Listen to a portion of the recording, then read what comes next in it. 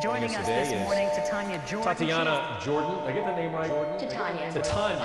Okay. All right. It's Titania Jordan.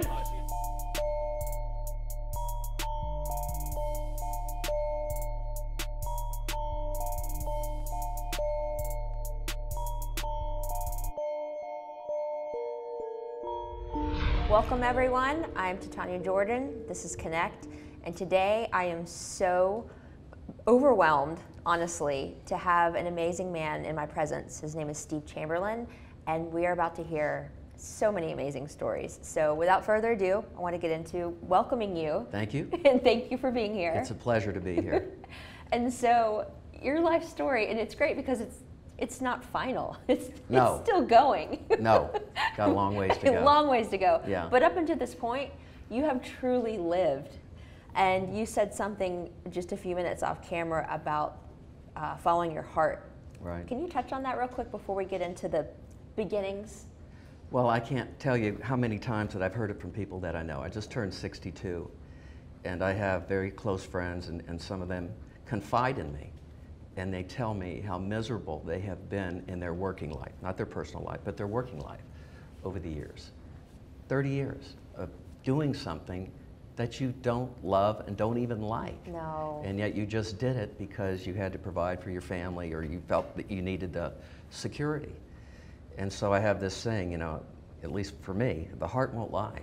And I have had to make dramatic adjustments in my own life to follow my true path and nature, and we'll talk about that in a few minutes. Awesome. The heart won't lie. All right. We're gonna caption that and Instagram the heck out of it because it doesn't lie. It's awesome. All right. So Steve, where'd you get started? How'd you get started? Well, I'm originally from South Florida. My father, he's deceased now, but he was a heart surgeon, and I come from a family of all medical people, so I was the first person to sort of break those ranks. And so I grew up in South Florida, and I went to the University of Florida, and I majored in journalism. And my father was very disappointed in me because, at that time, because he thought that I should follow in his footsteps and become a doctor. And so I actually became a journalist. And so after I got out of the University of Florida in 1976, I went to New Orleans, and I was a bartender there for about 6 or 7 months, and my parents came up to visit me, and they were just furious. Oh gosh. They were just furious about it, and I knew I had to do something, you know. So anyway, my shift there started. I was on at 10 o'clock at night and got off at 5:30 in the morning. Wow. So I've seen the Wow. nightlife, unlike other people in the world. So I got an eye-opener at the age of 22, 23 there. But I actually, shortly thereafter, I became a speechwriter for a guy who was running for mayor of New Orleans. His name was Nat Keefer. And it was through that experience that I began to be around reporters all the time, specifically television reporters. And I just got this idea in my head that that's a job that I would really enjoy doing. I mean, you get up in the morning and you don't know what you're going to be doing. Every day is different. It's very high-paced and all that. And so I ended up as a television reporter in a small tin can station in Biloxi, Mississippi, WLOX, an ABC affiliate. And I remember my first day there, I had no experience, and we had this cameraman that weighed about 400 pounds. And I figured out if I could feed him fried chicken every day at the local supermarket, then he would make me really look good. And so he would spend tireless hours with me, teaching me the ropes. Wow. And that's how it all started. And I was there for almost a year. And what was interesting about being in a small station like that is you're going on the air whether you like it or not. There's only 7 or 8 of us, you know, and then the sports director and sports anchor was an alcoholic, so he would get drunk every once in a while, so they'd say, "You're doing the sports tonight, Steve." So this is what happens when you're in a small market. So the movie Anchorman was not that far off. No, and so I do remember a couple of funny stories about that station and my time being there. And we didn't have cell phones or anything back then, so I remember getting a call from the news director at 3 o'clock in the morning one morning, and he said, "Get to the station at 5 o'clock. You're going on a mission here, and there's going to be a riot in Pascagoula, Mississippi, where the ships or Navy ships are built." And so I remember you know, driving through the night in the news car there with our crew and all of that, and we got there, and they were waiting for us. There was like 500 people behind a chain fence. And what was getting ready to happen is you have scabs, and scabs are people that break the Union lines. And these are cars that are coming in as the gates opened up, and this riot ensued. Literally a riot with guns and people, baseball bats, and I mean, it was a horrific scene for somebody my age to see this for the very first time. What year was this approximately? This would be 1978, Wow. 1977. And all I could do, I was right in the middle of it, and I thought I was going to get killed. And so all I could do is start throwing out cuss words. I mean, these bullets were flying over my head, and I just kept throwing out the F-bomb, you know, because and so we got back to the station, and it was going to be the news that night, and the news director puts the tape in, and he starts to hear me. And he goes, he puts his head on the desk and says, "Oh my God, Steve, we can't use any of this. You know, we're going to be fined and thrown off the air forever." And he says, I apologized a million times, but that was the first time that I realized that I was the eyes of the public. Right. And how you conduct yourself as a reporter, you know, and those are the teaching lessons that you get in the small markets before you get to the big time. Right. And you have to go through those moments and those things to realize. And so absolutely. I was there about a year, and then a much larger station in South Florida picked me up. And so I was allowed to go home, back to my hometown in area, Miami, Fort Lauderdale, Boca Raton. And they had a helicopter and, 5 times the resources of where I was at. Big so time. Anyway, I don't recall ever working that hard in my life. Every other week I'd do the Good Morning America cut-ins, and then I'd have to be in the studio at 5:30 in the morning, and of course I'd be reporting all day, and sometimes I wouldn't get home till 7 at night. So you understand, I was doing 3 or 4 stories a day, live shots, all this stuff.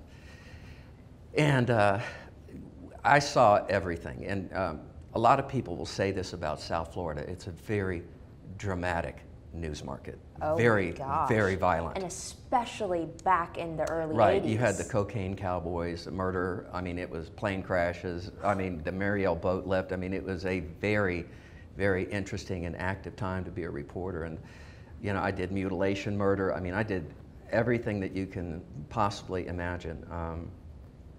But I had done a 5-part series on development and growth in South Florida. That was interesting, and that would lead to another job later on. Okay. But I remember we were doing a story about corruption in the Palm Beach County Sheriff's Department.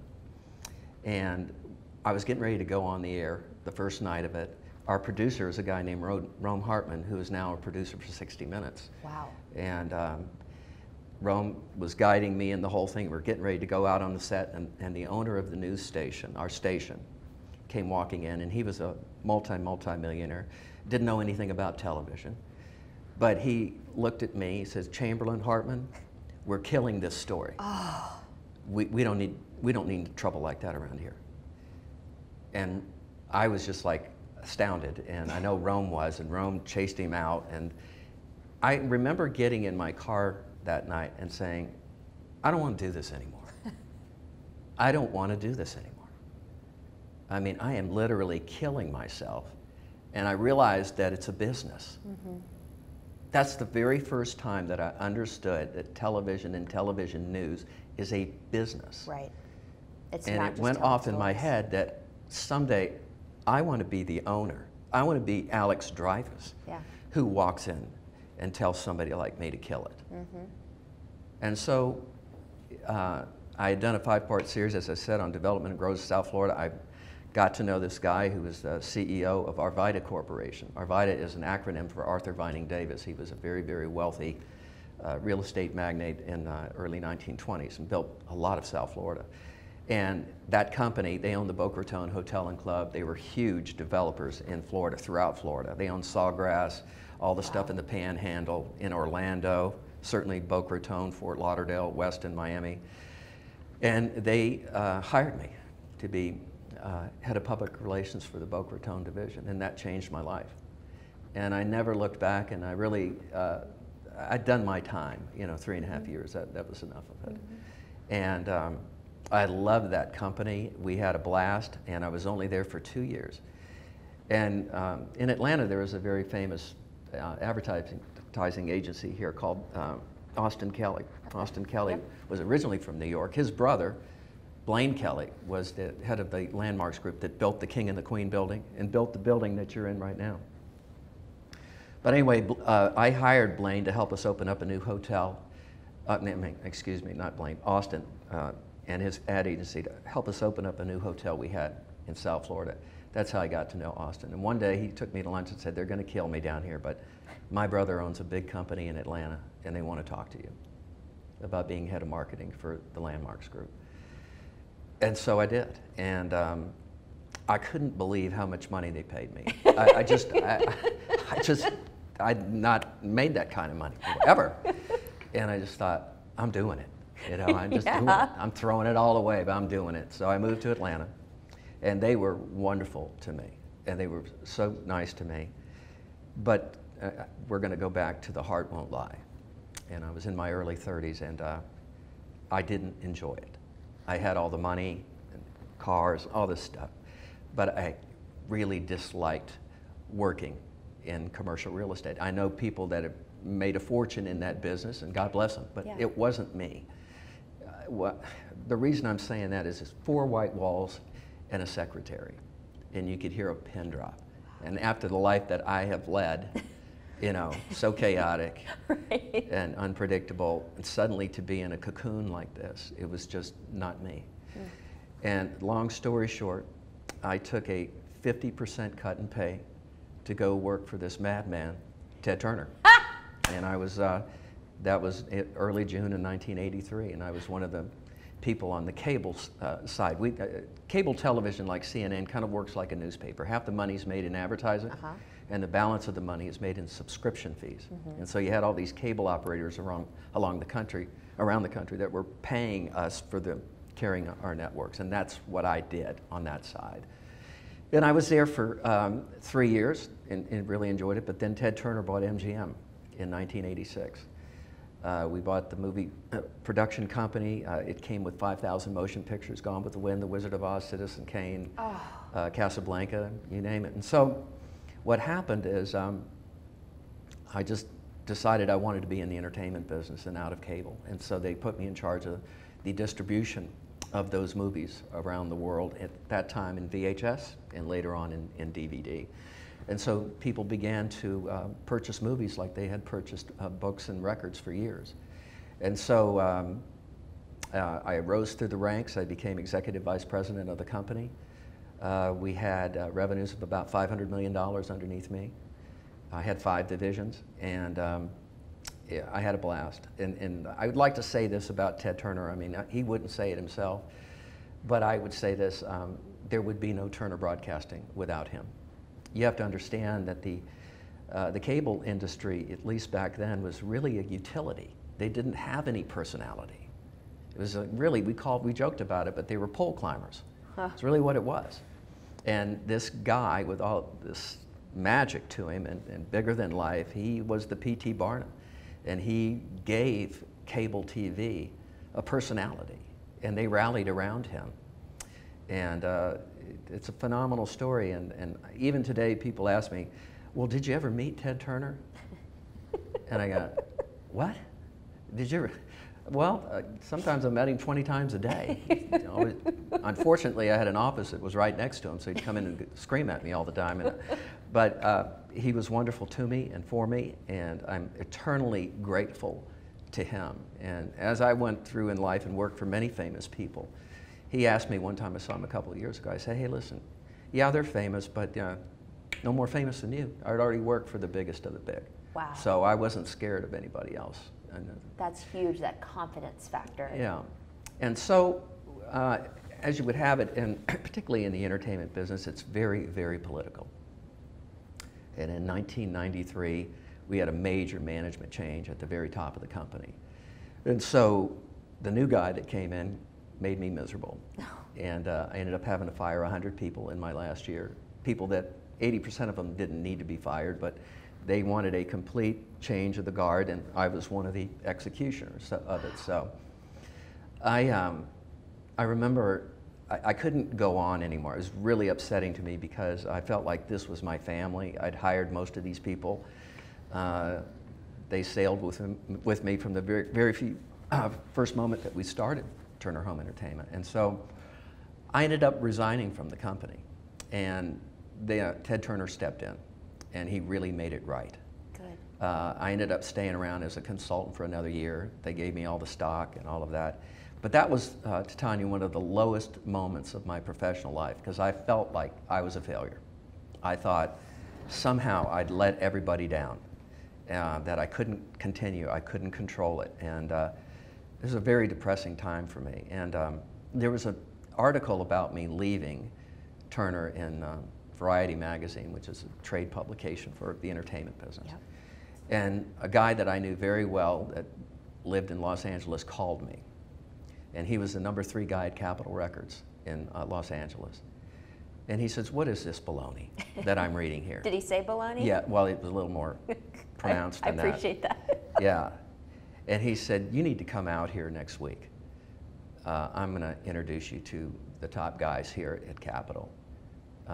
We're going to come up with something." And so I did. And so I flew out and I met all the guys. And so they made me a consultant for Capitol Records. And I'd never been in the record business before, but it's very, very similar to motion pictures in many respects. And so my first project was with Frank Sinatra. Wow. Yeah, and he did one of the last albums that he did called Duets. And it was, he would pair himself up with Barbra Streisand and a series of duets, famous music. And so we had a big hit on our hands with that, and then they did Duets 2, which I was part of. And then I worked a little bit with Bonnie Raitt and the Beach Boys, and so when it was over, it lasted a year. I really enjoyed it, and they asked me to become an employee, and I didn't want to do it. And so I came back to Atlanta, and I didn't know I still owned a house here, didn't know what I was going to do.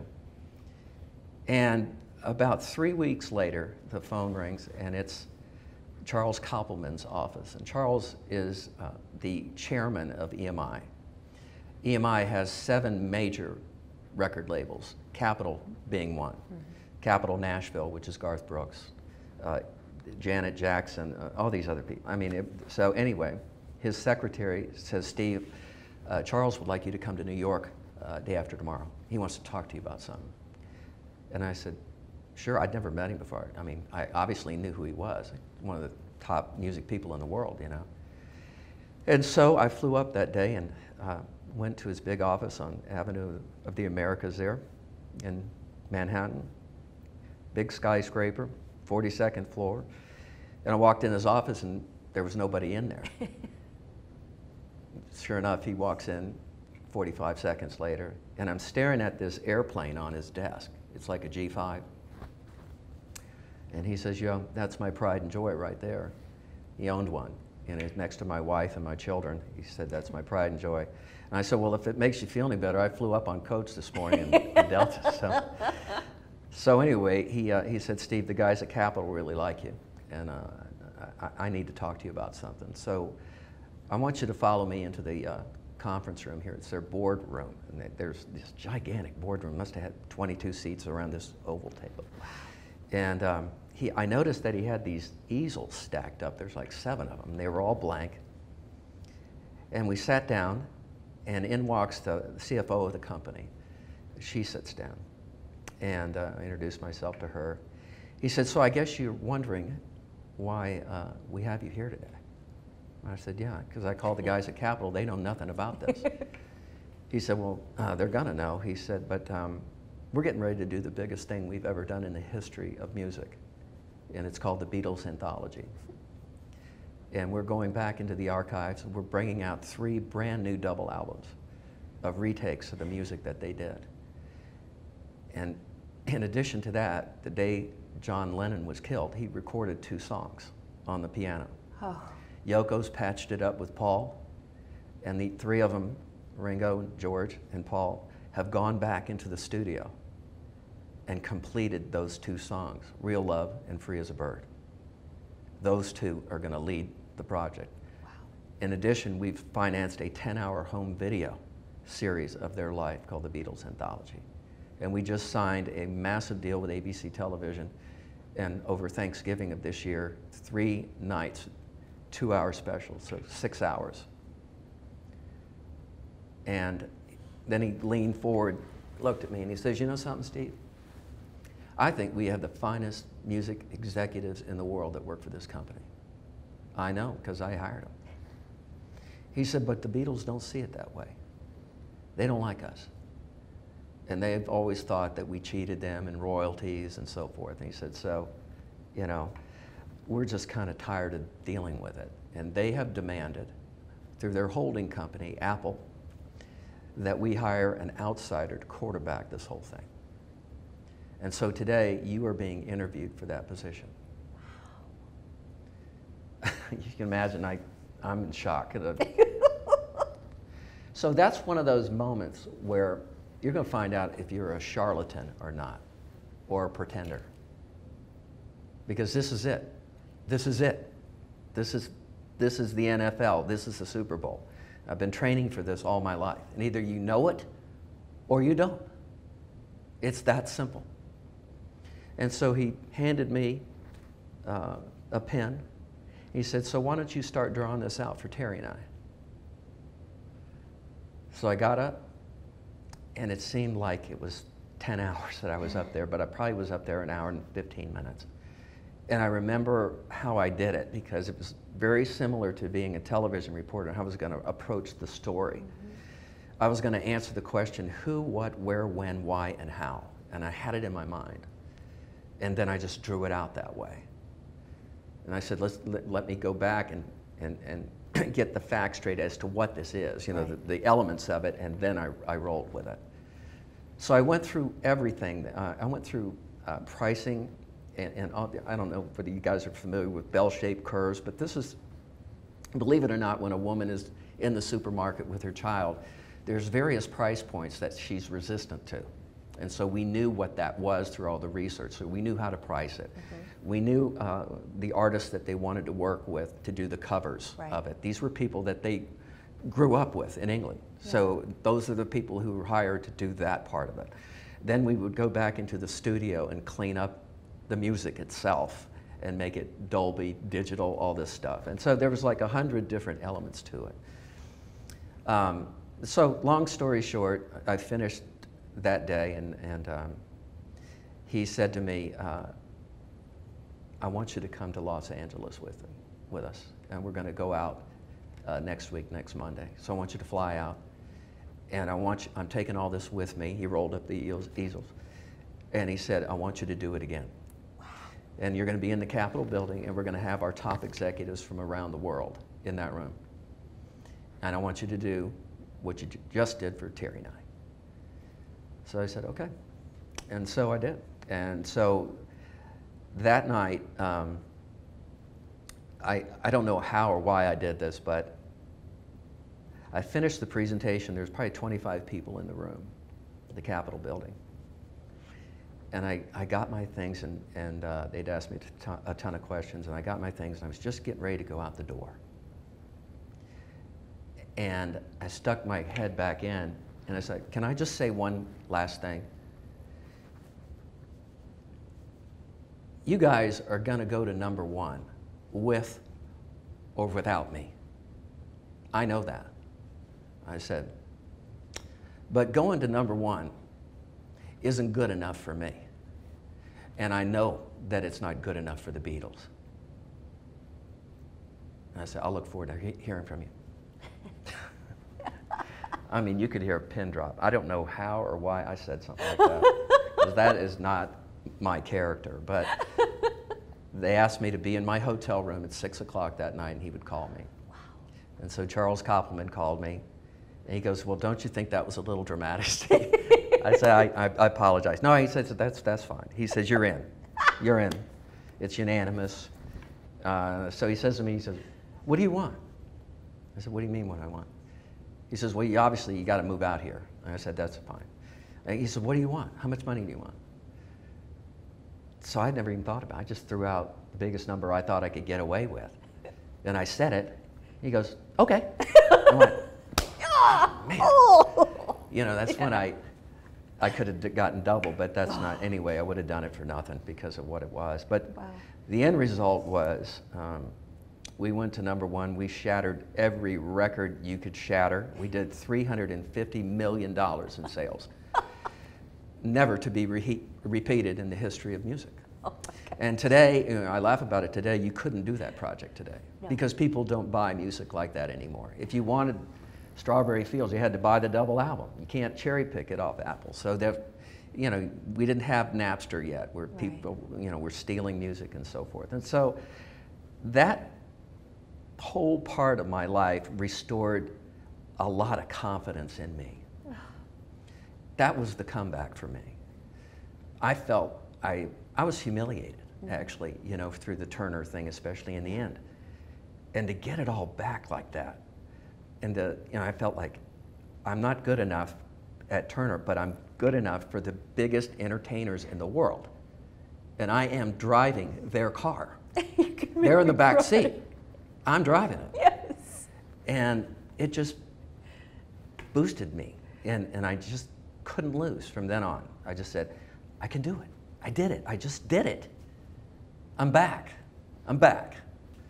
And so just after that, I had this epiphany. My daughter was just born, and things just started to happen for me. We were out of Pampers and Similac. It was 3 o'clock in the morning, and I went down to the local A&P, which is now a Publix here in Atlanta, and I bought, for whatever reason, animal cracker cookies that night, and some Cokes and the Pampers. And I couldn't sleep, so I went out into the kitchen, and I'm not a particularly religious person, but for whatever reason, the shining of the light on the package, I had this epiphany. And I saw it, and I said, that's it.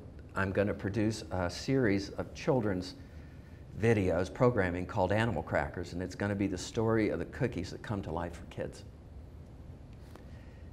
And I went to Nabisco, who owns the cookies, as you know, the box and the little white string. Everybody knows and I it. convinced them to give me the rights to the package. Forget about whether you thought I was a great writer or producer. Didn't matter. The video was going to come in a box that looked like the cookies with the white string. They sell 50 million boxes of those things every year. So all I was doing is taking the brand equity out of one of America's famous icons and bringing it to life in mainstream entertainment. And so we went into production with it, and the rest was history for me. But it was the confidence I had. Yes. And I remember meeting the chairman of Orion Pictures, and he signed me after Animal Crackers because he wanted to do a series of these, like with Mott's apple juice and all these other brands inside the grocery store, the Cracker Jacks and stuff. But he said, I couldn't believe, Steve, that Nabisco would give you the rights to do that. And I said, yeah. In fact, here's the letter. He goes, this is amazing. He said, okay, well, we're going to sign you. You're going to be the president of our animation group here at Orion. And so I loved Len White, and that was it. And so they paid me a fortune. And I mean, seriously. That's awesome. And I was only there for 3 months, and Len called me. And he goes, Steve, I've got some really good news, and I got some really bad news for you. And I said, okay, well, why don't you give me the bad news first? He said, our company was sold last night for almost $1 billion. They're shutting down all production, so you're out. Oh. And I said, well, what's the good news? He goes, you got a 3-year no-cut contract. They're going to pay you out. And all right. Okay. You know, and it was a lot. And it was with that money that I came back to Atlanta and didn't know what I was going to do. But I ended up meeting this young man, Jeff Arnold. He was a kid, 27 years old. Oh my gosh. And that was the beginning of it. And I went to see him talk and speak, and you know, he was the chairman and founder of WebMD, and it would become a phenomenon. But I met with him a couple of times, and then I kept calling him because I really wanted to be part of this, and he would never return my phone call. So Bert Ellis, who was another heavy hitter here in Atlanta, had a company called IXL at the time, and he was an investor in WebMD, and I complained to Bert about Jeff not returning my call. He said, okay, well, here's what we're going to do. I'm having a Christmas party down at the Fox Theater in the Egyptian ballroom. Wow. You're invited, Steve, and I know Jeff and his wife are going to be there, and you and I are going to confront him about this whole thing. And so on that evening, I remember it like it was yesterday. Sure enough, there's Jeff, Bert, here it is. And Jeff comes up to me and says, look, Steve, I'm sorry I haven't returned your phone call, but I just can't see you with us. He said, you're too old. You don't know anything about the internet. You don't know anything about healthcare. He's going on and on and on. So I'm really sorry. And I said, is that it? And he goes, yeah. And I said, tell you what. And he says, you make too much money, Steve. I said, okay. I will give you $1 million, Jeff, to go work for you. And that just stopped everything. His eyes got as big as, saucers. He just looked at me. I said, are you kidding me? And I said, no, you'll have it Monday morning. He said, well, he said, I'll take 200,000 of it. You're vice president of something. You report to Reggie Bradford, and we'll see you Monday morning. I love and that was it. That's how it started. And I was only there, we were only there, about 1.5 years. At the time I made that investment, the market capitalization of WebMD was private, about $200 million. Within 1.5 years, we were over $20 billion. Oh my God. We were bigger than Delta Airlines. And we were front page news worldwide. It was a phenomenon. And it was the financial phenomenon of my lifetime. And I just happened to be in the middle of it. Wow. And it was one of those things, that enabled me to continue in private equity as an individual. And I've made 28 investments over the past 20 years. I've had 5 wonderful exits. That was the big one. I've been through 14 bankruptcies. Not personally, but I've helped fund companies that are no longer around. I had 2 where the money at least came back, and then I have 9 that are active today. And so and I feel good about 3 of them. So if I quit today, didn't do anything else, I'm going to end up hitting about 300. That would be, and people tell me, I don't feel this way, that I'm very successful at it, because most of the time, 8.5 times out of 10, you fail in early stage technology. And so these days I spend a lot of time lecturing at colleges and universities. And they bring people like me in because we've done it. Yeah. We've actually done it. This is not a textbook that I'm going to reiterate. It's really happened. And what it takes to fail on that level and keep coming back after it. Real life experience is unparalleled. Right. And your authentic story of failure in such a high place, and yet your story of glory and rebounding is beautiful. So many people struggle with imposter syndrome and thinking that failure is a bad thing, when it inherently is. It's a negative term, but you fail fast, you move forward, you iterate. That's the nature of startups, is the fast moving, learn from your mistakes and do better next time. That's right. Well, failure has been a tremendous teacher to me. And what I've really found out after all of these years is it really, really comes down to the people that are executing the vision of whatever it is. I don't care whether we're selling rubber bands.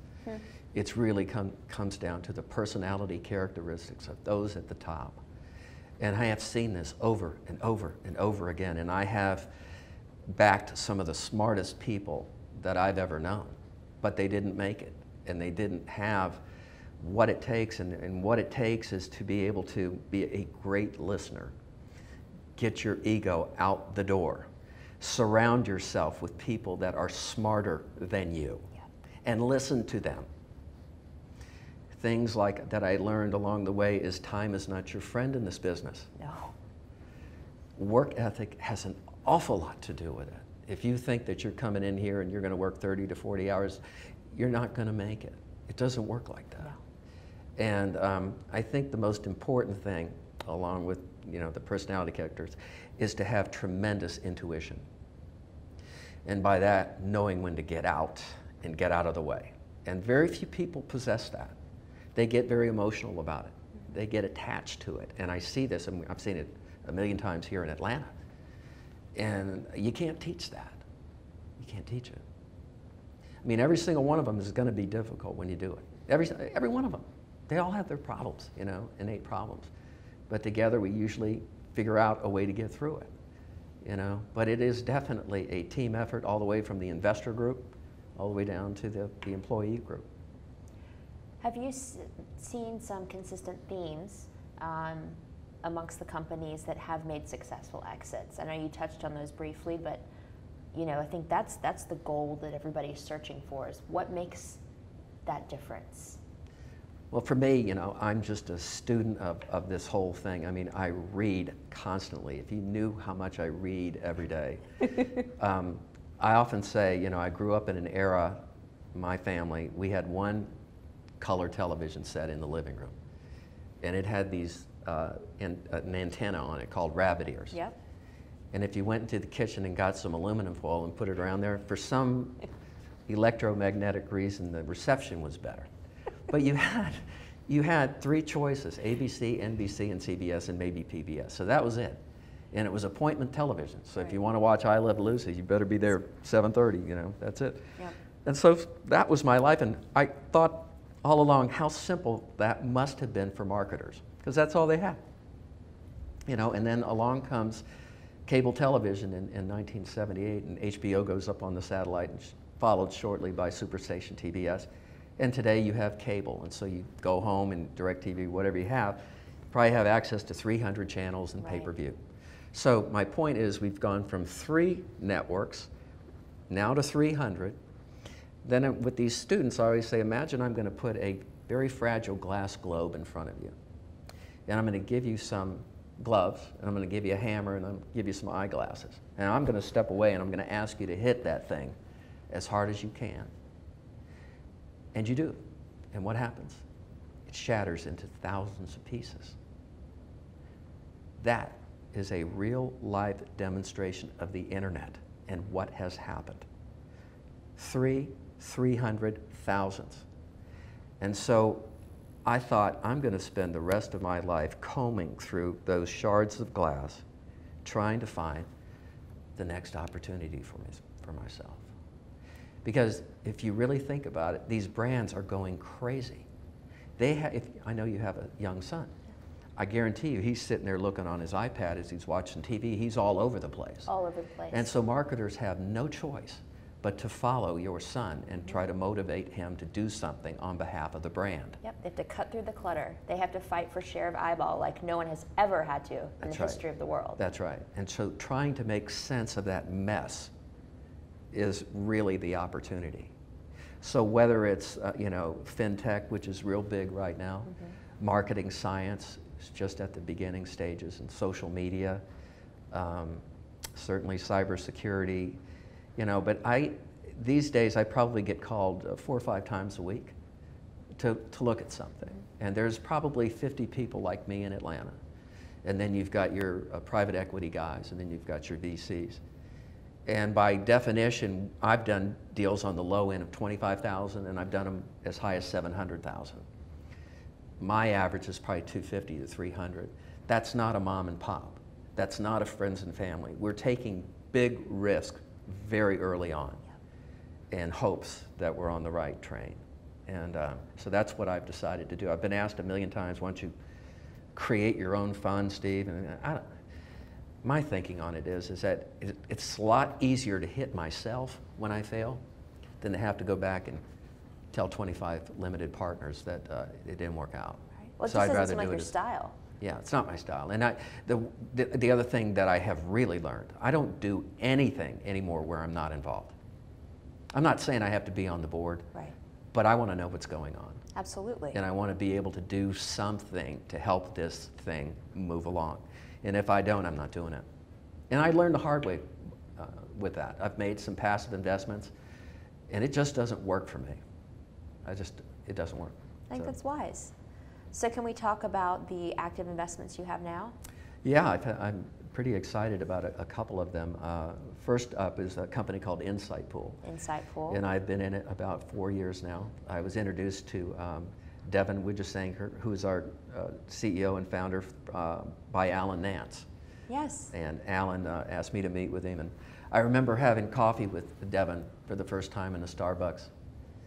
And I sat with him for an hour and I said, you know something? I said, I think it might be generational, but I don't understand one thing that you said to me over the past hour. I don't. I just don't. And I'm trying to listen. But I said, I'll tell you what, I like you and you're very charismatic. I'd like to go over to your office this afternoon and see what this software does. Mm-hmm. And so I did. And I was fascinated by it. And Insightpool is in and around social media software that very large brands license from us. And let me give you a good example. UPS is one of our customers. UPS does not need our software to help them sell more packaging. But UPS has an environmental effort going, and not many people know about it, especially on Twitter. Mm-hmm. Before we got involved, they had like 10,000 followers, which is nothing. So what our software does through keywords is it instantly identifies on social media networks people who are talking about the environment mm-hmm. and environmental issues. And once the brand knows who these people are, they carefully reach out, and I mean very carefully, right. to create a dialogue with these folks. And once the brand earns the trust of these influencers, and so in the environment, some of these people have 20,000 followers. Oh yeah. You know, so what happens is those people retweet it, and it's called amplification. Yep. So within a couple of months, UPS had over 800,000 followers on Twitter. So that is a real good example of taking a high-powered rifle mm-hmm. and hitting the target and wow. knowing what the target is. People who care about the environment in yep. the first place, not a shotgun, and hopes you hit something. No, you know, and so we have been perfecting this product over the years. We have 60 big brands using it now. And influencer marketing, the term itself did not exist a year and a half ago. No. It is front page news nationwide. It is the right most effective form of marketing right now. And there's two aspects of it. There's one which is called paid, mm-hmm. where you're paying a celebrity right. to do something. That is not what we're doing. Right. We're on the exact opposite side of it. It's the organic It's the organic engagement. side, the content that found its way naturally. Yes. It's kind of like looking at Google, mm-hmm. and on the left-hand page, side of the page, is content that made it naturally mm-hmm. there. On the right-hand side, Titania paid $5 grand to be number one right. at whatever. That's what it is. So yep. we're on the left-hand side of the page, and so we think, you know, that we could be in the right place at the right time, and this is a very good example of investing in something that you cannot see just yet. It's just over the horizon, mm-hmm. but you have this sixth sense that, you know, maybe this is going to be something. Right. You know, the truth of the matter is there's very, very few large companies that innovate well. They don't. They buy it. Right. And then they assimilate it, mm-hmm. and then they bring it into their company. I mean, there's certain companies that do very well, but for the most part, they don't. And they depend on this structure of early stage folks mm-hmm. doing this right. to provide them with the latest and greatest. And so that's one good example. The other one is almost comical to me, but I lecture sometimes down at Georgia Tech in their entrepreneurial program called Flashpoint, and I've known Merrick First, who's the leader there, many years. And so about a year ago, I gave a speech down there, and he asked me if I'd come down and have lunch the next day, and I did. And he said, "Steve, you're not paying attention." And I said, "What are you talking about?" He goes, do you know what a lumper is, Steve?" I said, "A what?" He goes, "A lumper." I said, I don't know. No, I don't. He said, so imagine that a 18-wheel truck full of merchandise pulls up to Walmart. The driver rarely gets out of the cab. It's the lumper or lumpers that remove the cargo from the truck, put it on the loading dock, and eventually in the warehouse. And I said, okay.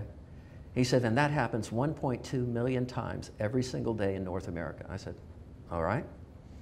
He said, now, a lot of those lumpers are employees of like Walmart, so there's really no paperwork or anything, it's just a job, right? He said, but more than half of them are independent, meaning they have to get paid for what they've just done. I said, all right. So he says, guess how they do it? And I said, I don't know. He says, well, the lumper brings the driver, who's still sitting in the cab, an invoice and say it's $300. The driver literally picks up the phone and calls dispatch. And it can take 15 to 20 minutes to get what's called an authorization code. Oh my gosh. Once they've got the code, they handwrite a check out and give it to the driver. Now I was slumping. Now I'm sitting here like, really? Really? And so I found out that's true, and they also pay them in cash. And I also find out that, you know, the mob's involved in this kind of thing. You know, you've got ex-cons. I mean, it is a very different culture. Delicate. Very delicate. And I'm not saying anything bad about folks or lumpers that do that, but that is the reality of the people that perform that service. And so there's reasons why they have done this manually all these years. And so Merrick says to me, well, secretly, we've been working on something here at Georgia Tech. We've had 6 engineers working on it for the past year. Wow. And it's called My Lumper, and it's an app that sits on Android and iOS. And we process that transaction in less than 15 seconds in the cloud. Oh my gosh. So are you interested, Steve? Now here's a real good example. I know nothing about trucks or any that business, logistics or anything related to it. But sure enough, I spent a couple of weeks digging into the subject matter. And I found out that everything that they were saying was true. And I thought, this is so big that even if we could get just 1% of it, this is going to be a big deal. And so I called our CEO, who's a Haitian immigrant, wonderful guy. And I said, I'm in. I'll take the lead. And I said, I'm going to raise the money. I said, I want you to stay out of it, and all I want you to do is show up. So I got on the phone with some of the usual suspects. And some of them said, Steve, this is too far-fetched for me. I'm not. This is crazy. Yeah. So, but the others took the bait with me. And sure enough, we got it going. And it's just a phenomenon already. We've already signed UPS. Oh my gosh. Getting ready to sign Walmart. Congratulations. And some other large corporations. And this is a phenomenon, I don't know whether you know this or not, but 80% of all financial transactions in this country are processed in this region. Right so here. think of this as PayPal for truckers. Yeah. And so now I'm in the logistics payment business. I need to and get you a trekking hat. It's one of those things, I started to think about Wayne Huizenga, where I'm from. This is the man that started driving a garbage truck in Fort Lauderdale in 1959. That's waste management. Yeah. It made me begin to broaden my horizon as to what I might be interested in funding and being part of. And this is one of the most exciting things I've ever done. And I really enjoy it because every week there's another great turn of events. The funding has come out of the woodwork. It's just really, really working. And I would have never expected this, ever. It's awesome. You know, and then the other one that I'm very excited about, I've been involved in about 5 years. I took the lead on this one as well. It's called Springbot. Springbot. And Brooks Robinson, who runs it. And what we started out as, you know, Amazon is killing everybody in e-commerce. They're just the 800-pound gorilla. Yeah. But yet there's thousands and thousands of little mom and pops that are involved in e-commerce.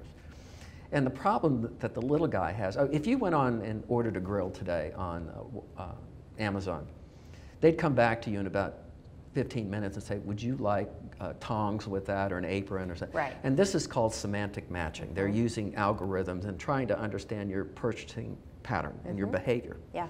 Well, the little guy can't do that. He doesn't have the money and resources to do that. And so the little guy doesn't, if he spends $1,000 on email marketing, a blast or something, he or she has no idea whether it worked or not. Same thing if they do Google AdWords. They don't know. So what Springbot is, it's literally a dashboard, a marketing software dashboard, and they pay us $300, $400, $500 a month, and we tell them what's working and what's not working. So if they did that email blast, they know it either worked or didn't work. Same with the Google Ads. So they now can measure what they're doing in marketing. And so this thing has really taken off as well. We're getting over 100 new customers a month. Wow. And it's really taken off. So I give Brooks all the credit here. Early on it was tough. And I think we all thought maybe we should pivot and chase medium or maybe large enterprise. No, the magic of this was to stay with the little guy and be patient. And so it paid off. And it's now very, very well funded and off to the races. So those three, Springbot, Insight Pool, and the MyLumper, I have a really good feeling about. And I'm excited about it, and I feel very lucky to be part of it. Well, they're lucky to have you. And well, thanks for saying that, but I really, really enjoy it. These are young people. I'm usually twice the age of anybody involved in this kind of thing, and they teach me something new every day. Well, that speaks volumes to you and your character. You know, you have experienced success like many people will never. You don't have to do this. You choose to do this. Yeah. You don't come in with an air of authority. You're very authentic and genuine and kind. And when you can come in to a situation with what you know, with what you've seen, with where you've been, with that sort of attitude, the attitude of gratitude, which we talked about earlier, the possibilities are, you know, infinite. You know, I always tell these young people, every chance I get, you better be nice to people on the way up. That's when right. You have power, because you're going to meet them on the way down. That's right. Trust me. And the people that are funding a lot of these companies that I fund, I've known for 30, 40 years. This is something called trust. Right.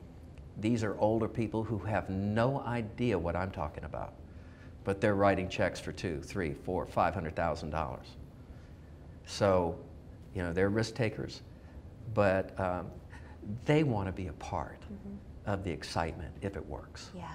You know, they don't want to retire and go away. They want to have a seat at the table. They want to feel that, you know, they're involved still. Yeah. And that's what I want to do. And participate. I think the learn. worst thing you can do is, you know, make some money and call it quits. Yeah. Why? You're just going to go die and become unimportant. And the young people need people like me and my friends and that are doing this.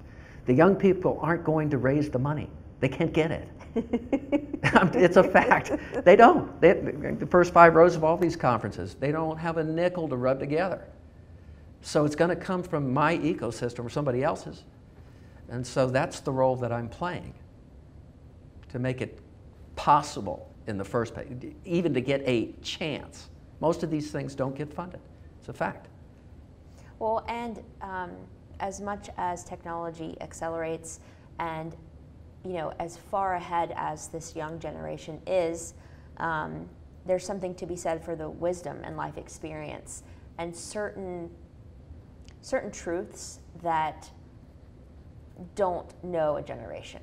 You know what I mean? There are certain things, whereas relationship building and being kind to everyone on the way up, it comes from experience, from life experience. Yeah, you it cannot sure does. teach that, you cannot buy that. It's invaluable, which is why I'm so thankful, you know, to call you a friend, to have you in my life, to be able to share your story with all of you watching right now, because it's so important. We do not sit down and take the time to get to know people anymore like we should. We're not going to behave that way. This is going to be an organization that is loaded with class. Yes. We're going to hold our head high, and that just comes from experience. You know, the people that are doing this, the people that are really taking their money and putting it on the table here, they know the likelihood of success and failure. They absolutely understand. Yeah. But it's the way in which we're going to process this. And all they're looking for are milestones and to be straight with them and to give it everything we got. They know that, everybody's fine. Yeah, smoke and mirrors are just that. The truth comes to light very quickly, so can't cut around that. If you could give some advice to, let's say, the younger generation that might be watching this on YouTube or Twitter or Instagram, what would you say right now if they're, you know, stuck in a rut? They're just like, oh, I don't know what to do. What's next? What would you say to them to just get them up and going? Well, first of all, you know, I see that quite a bit. And I see it in people in the way they carry themselves. You know, people with slumped shoulders and their neck down and all of that. I mean, we're only going to be here X amount of days, okay? That's the gift. Yeah. And I shared it with you where I absolutely threw my life away in commercial real estate to chase happiness. I just wanted to be happy. Yeah. And again, we're going to go back to the heart won't lie. So immerse yourself in the subject matter. Find out what you care about. What makes you come alive? And then go chase it. And the rest of it will come into place. That's what I would say. I love that. I love that. Yeah, okay. What would you say to the more senior level CIO, CEO, who you think might need a little kick in their rear to embrace startups and embrace change and innovate more? How can you kind of, you know, talk to those peers? It is the realization that our life is changing by not the minute, the second. And you can see it across Atlanta and across the world. These big companies are in trouble. They're having to change literally overnight. So they have to embrace the millennials and how they think and their behavior patterns and what they want. And if you don't adjust to it and adjust to it right now, you're not going to survive it. I think the CIO is just as important or more than the CMO these days, because those are the people that invest in the technology. And that's what technology does. You know, it gets right into the middle of the way that things have always been done. And if you don't roll with it, it rolls you. That's right. That's right. Steve, you do such a good job of reaching back and lifting people up and helping others and pouring into others. You know, it kind of seems like there isn't anything anybody can help you with.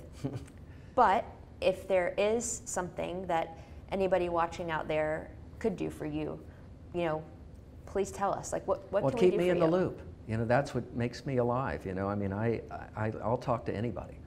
And I want to encourage everyone to get out, take a risk. What's the downside? Yeah.